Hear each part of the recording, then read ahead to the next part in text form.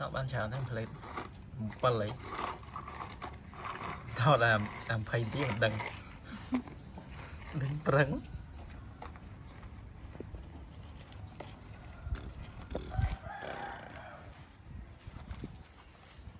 lan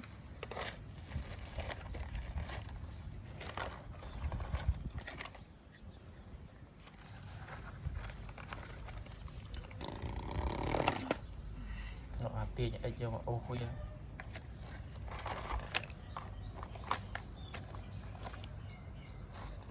gậy bọ cắt nhà lại trật chứ cắt cháo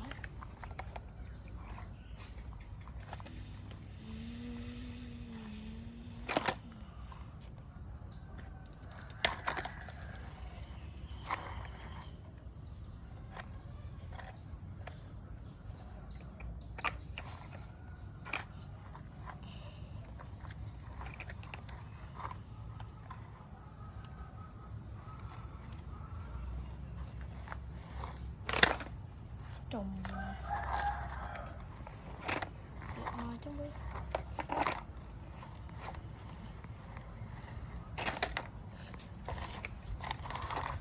tị tặng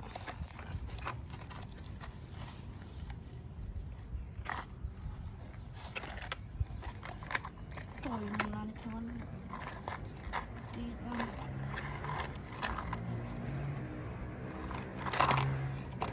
tiếp tối lại chẳng đây pro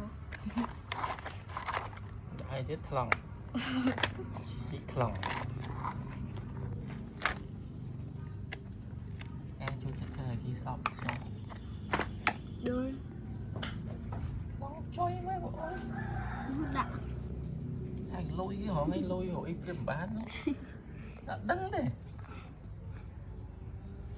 mò đỏ em bỏ đây cái tu nó tí biết không trời mà tao làm cái sao vậy đây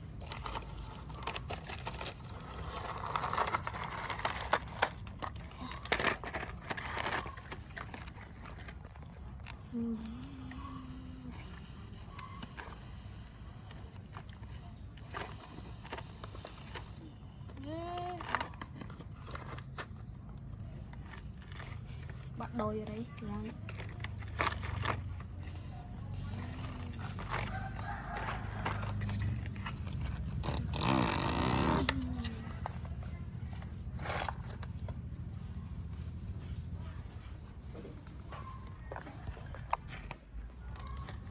trong đồng mới lại mặt tập này áp tích mềm tích tinh bây giờ cam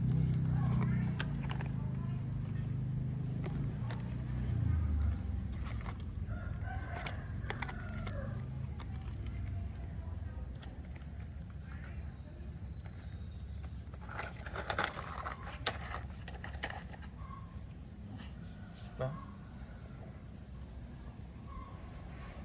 rồi học buôn một tí sau học hay second